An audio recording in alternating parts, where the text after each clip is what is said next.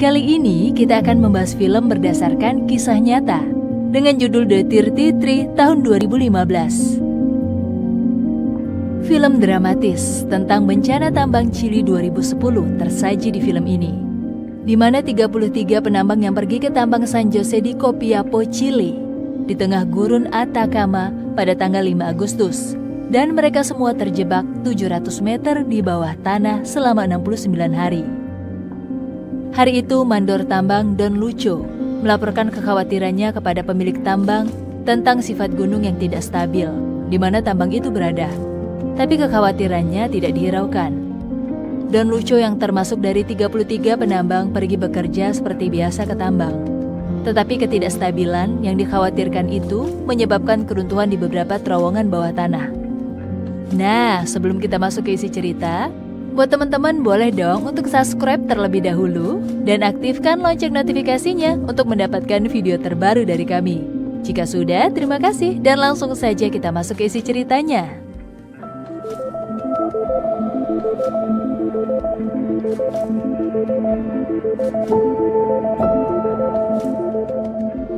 Pada tanggal 5 Agustus 2010, para penambang tiba di padang pasir Atacama, Chili, dengan bus yang mengangkut mereka.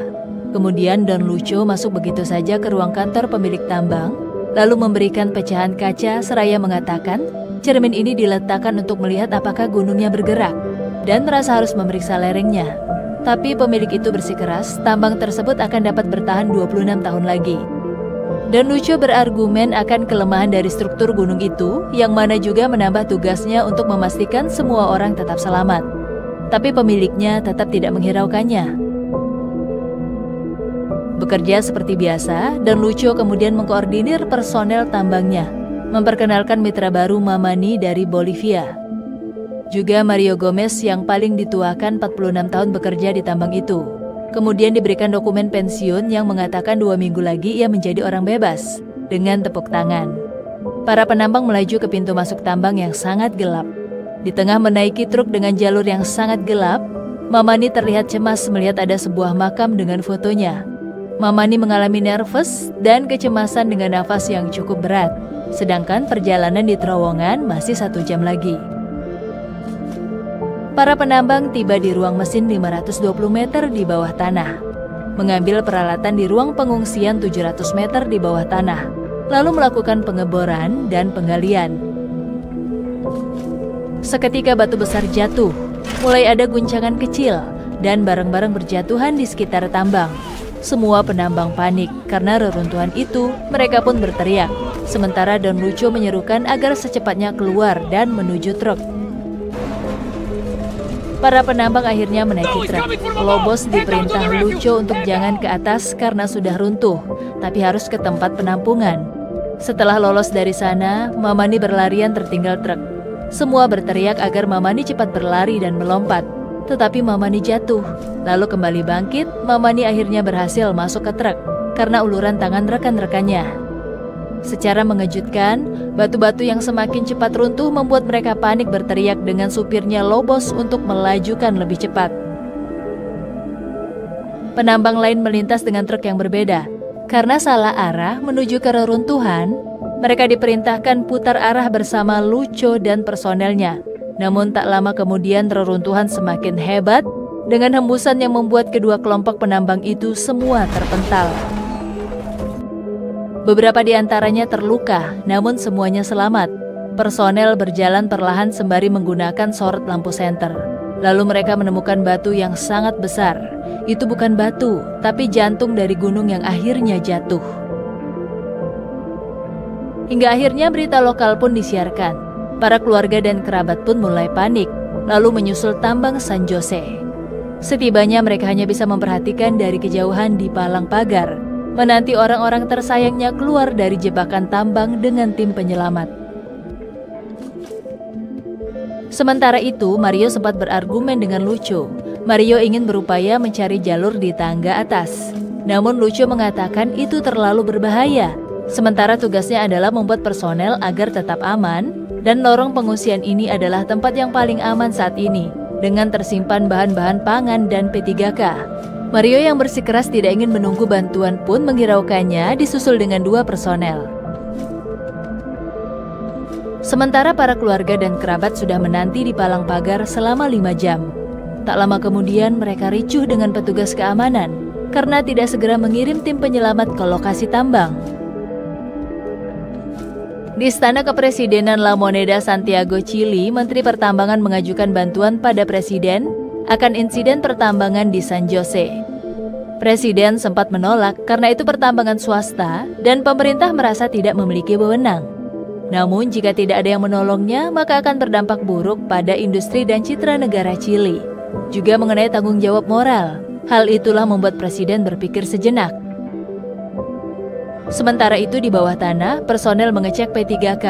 Namun persediaan obat ternyata habis, sedangkan listriknya mati. Di lain sisi, Mario dan Alex menaiki dengan susah payah tangga ke atas. Namun ternyata sudah tidak ada anak tangga lagi. Harapan untuk keluar pun pupus. Tapi tak lama kemudian, reruntuhan datang lagi. Hari kedua, Menteri Pertambangan datang ke lokasi tambang dengan disambut huru-hara para keluarga dan kerabat yang masih menunggu. Lalu Menteri Pertambangan menghadap pada Tuan Castillo selaku pemilik. Tuan Castillo berupaya mengirim 2 tim penyelamat, yang mana mereka hampir mati. Selama 25 tahun bekerja di pertambangan itu, 5 kali kejadian longsor. Tuan Castillo dengan lantangnya tidak pernah ada yang bisa diselamatkan. Menteri Pertambangan kembali menghadapi hiruk-pikuk keluarga ketika sang menteri memberi jawaban menyedihkan jika penyelamatan ditunda karena tambang sangat tidak stabil. Tapi secara mengejutkan, menteri dikeroyok dan ditampar oleh Maria, kakak Dario penambang. Juga keadaan menjadi histeris. Di lain sisi, di bawah tanah, antar personel juga mulai terjadi kericuhan dan pertengkaran karena kelaparan. Di tengah pertengkaran berebut kue, Lucio dan Mario melerai. Mario dengan lantang mengatakan jika persediaan pangan harus benar-benar berhemat sampai bantuan penyelamat datang. Namun Lucio memotong pembicaraan dan mengungkapkan fakta, selama ini tidak ada suara bor yang menandakan ada orang yang bisa menyelamatkan mereka. Sedangkan butuh waktu 100 tahun untuk mereka menggali sampai kedalaman ini. Sulit dipercaya jika ada orang mau mengeluarkan biaya sangat besar untuk pengeboran. Bahkan ini adalah kuburan mereka. Tapi Mario lantang menolaknya dan percaya bantuan akan datang. Sementara, Presiden mengambil alih operasi dengan mengirim tim engineering, dengan Andre Sogaret sebagai chief yang menemui Menteri Pertambangan. Chief Andre membacakan skemanya pada Menteri. Ada pekerja tambang 700 meter di bawah tanah, sebuah batu diorit yang sangat besar, dengan bobot 700.000, bahkan bisa lebih dari 2 kalinya, dengan ukuran 2 kali Empire Building. Waktu yang diperlukan timnya adalah 8 hari. Juga butuh banyak bor. Hari ketiga, Mario dan Lucio membagikan susu untuk 33 personel. Tentunya jumlah yang sangat sedikit, karena demi menghemat pasokan. Namun tanpa disadari mereka masih bisa bersenda gurau akan personel baru Mamani dari Bolivia. Menteri Pertambangan dan pasukan engineering kembali datang ke lokasi. Disambut meriah oleh keluarga dan kerabat yang sudah menunggu-nunggu. Hingga mereka dan para kerabat mendirikan tenda. Hari keempat, pasukan engineering memulai misinya. Namun ada masalah jika untuk seukuran diorit kecil saja, sangatlah keras untuk dihancurkan. Sehingga harapannya kecil, kecuali jika mengebor di arah lain. Di tengah operasi lain, Menteri Pertambangan menyerukan kepada para keluarga dan kerabat korban akan memberikan pasokan pangan, kesehatan, dan pendidikan di lokasi camp. Para kerabat mulai tenang. Kehidupan antar keluarga korban berjalan sebagaimana mestinya, layaknya kehidupan bertetangga di sebuah camp. Hari ke-14, di bawah tanah sana para penambang kembali berbagi minum dan kue, tentunya kadarnya yang sangat sedikit. Mereka membayangkan akan istri dan ibu mereka yang memberi hidangan kenyang dan lezat, juga memeluknya dengan cinta. Bangun dari kenyataan, mereka masih sempat bercanda dan tertawa.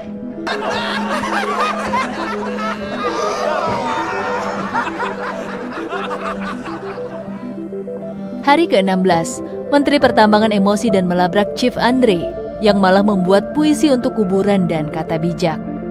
Chief Andre mengatakan agar menteri tidak lagi memberi harapan palsu lagi pada keluarga korban. Setelah segala upaya operasi yang dilakukan, sudah hari ke-16, harapannya sudah sangat kecil, dan itu adalah kuburan bagi mereka.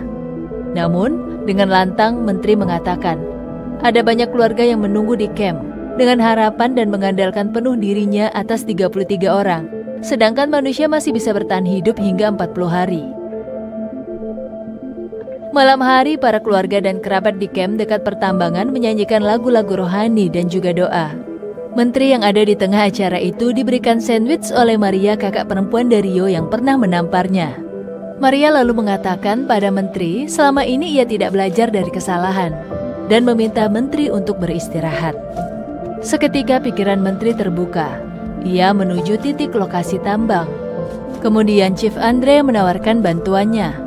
Menteri membuat denah dan arah bor di pasir, melalui instingnya belajar dari kesalahan. Batu yang sangat keras akan membimbing mereka. Chief Andre mulai menyadarinya. Ia menggunakan ukuran deviasi untuk upaya terakhir, agar mengerti arah batu yang besar. Hari ke-17, di bawah tanah para penambang sudah mulai lemah dan lunglai. Mereka istirahat dalam jebakan tanah yang dalam itu. Ketika akan memejamkan mata, lumpur menetes tepat di wajah. Terdengar bunyi keras, tiba-tiba bor menembus. Salah satu berteriak, ada bor. Mereka semua terbangun. Mereka bersorak dan berteriak menggerak-gerakan bor. Lalu personel meletakkan surat. Di lain sisi, Menteri dan Chief Andre yang di atasnya seperti mendengar masih ada yang hidup. Menggunakan stetoskop lebih jelas dan yakin lagi bahwa ternyata para penambang masih hidup. Kemudian bor diangkat. Menteri dan Chief Andre menemukan surat. Kabar gembira mulai berhembus. Presiden yang ada di lokasi camp bersama keluarga korban mengumumkan isi surat itu dengan tulisan bahwa kami berjumlah 33 masih dalam kondisi selamat. Semua keluarga yang menanti-nanti itu sontak bersorak gembira dan bertepuk tangan. Tapi informasi mengatakan jika ada 3 platform khusus dalam pengeboran. Di antaranya pengebor Australia pada rencana A langsung ke tempat penampungan darurat yang berada 100 meter di bawah permukaan. Rencana B dengan bor T-130 yang dioperasikan insinyur Amerika Jeff Hart menggunakan instrumen tumpul tapi bisa menembus tanah dengan sangat cepat. Sedangkan rencana C, pengebor minyak dari Kanada yang akan membuat lubang lebar untuk ventilasi. Keluarga bisa melakukan seminggu lagi konferensi video dengan para penambang di bawah tanah sana dengan durasi 8 menit. Juga tim penyelamat dan keluarga memberi pasokan makan, obat, serta pakaian dengan alat saluran. Sementara, Chief Andre mengatakan kabar buruknya karena ada masalah kesehatan mental pada beberapa penambang di bawah tanah. Di antaranya ada yang depresi dan bipolar. Bila mereka terlalu lama di sana, mereka bisa saling membunuh sambil memperlihatkan foto kondisi mereka. Waktu pengeboran paling lama adalah 3 bulan. Kabar buruk lainnya, pengeboran dihentikan karena kesalahan teknis dan pengebor telah kembali ke negaranya masing-masing. Sampai pada hari ke-50, pengeboran kembali dilakukan. Seketika bornya rusak, membentur baja. Ketika Menteri minta diganti mata bornya, sayangnya tidak bisa karena mata bor berada di kedalaman 430 meter. Pengeboran tidak akan bisa dilakukan sampai mengambil potongannya dari dalam sana. Lalu insinyur berencana akan memesankan magnet raksasa. Di kedalaman bawah tanah sana, para penambang membaca surat kabar yang menyatakan Mario Sepulveda adalah pemimpin yang bertanggung jawab atas kelangsungan hidup personel penambang dan telah menerima tawaran untuk menulis sebuah buku yang tentu kaitannya dengan uang. Kericuhan dimulai lagi. Mereka merasa bisa apapun tanpa Mario, sedangkan Lucho melerai. Kemudian Mario mengatakan sekilas dan perlahan ke arah Lucho, jika pemimpin tidak akan membiarkan rekan-rekannya kelaparan dan juga tidak akan menyerah. Saat suasana mulai tenang, Mario pun beranjak pergi dari rekan-rekannya. Di lain sisi, Presiden marah-marah dengan Menteri di telepon karena sudah menelan jutaan dolar tapi harus dihentikan operasinya. Dan kalau sampai orang-orang itu mati, seluruh dunia menyaksikannya. Bahkan masa depan pemerintahan ini tergantung pada hasil penyelamatan penambang di tempat itu. Hari ke-54, Dario menghampiri Mario yang tengah menyendiri. Mereka sharing tentang keluarga. Sementara personel baru, Mamani, tidur sambil mendengarkan iPod. Namun salah satu personel merebut iPodnya, merasa itu iPod miliknya. Mamani yang kesal karena terus dibully refleks akan membunuhnya dengan pisau. Mario dengan sigap melerainya dan membuat semua personel kembali damai. Di lain sisi, pengeboran hampir berhasil. Menteri meminta letnan agar semua palang dibuka. Para keluarga yang masih setia menanti bersorak gembira seraya membawa oleh-oleh. Hari ke-58, dalam pembicaraan lewat video call, Menteri bicara pada Lucio selaku mandor tambang. Ia mengatakan jika tim engineering terlalu dekat pada balok besi pelindung. Jika bor membenturnya, maka bor akan hancur. Ia dan personelnya bisa mati di bawah sana. Maka satu-satunya cara adalah dengan ledakan terkontrol. Chief Andre menolaknya karena sangat beresiko.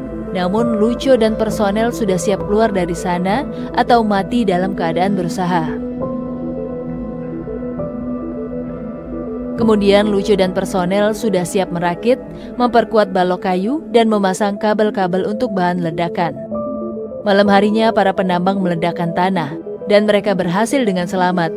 Terowongan hasil ledakan itu nanti untuk dimasukkan kapsul guna mengangkut para penambang ke atas. Mereka pun siap dikeluarkan. Namun ada konsekuensi baru yang akan dihadapi. Ada kemungkinan jika mekanisme gagal dan terowongan runtuh, orang yang naik ke atas pertama kali akan dalam bahaya yang sangat besar, tapi juga bisa menjadi satu-satunya yang paling selamat. Hingga akhirnya di hari ke-69, jatuh pada 13 Oktober 2010, para penambang akan dikeluarkan yang disaksikan seluruh keluarga, birokrasi, teknisi, dan awak media, semua menanti dengan harap-harap cemas. Para penambang telah bersiap diri. Diawali dengan Alex yang pertama kali memasuki kapsul untuk naik ke atas.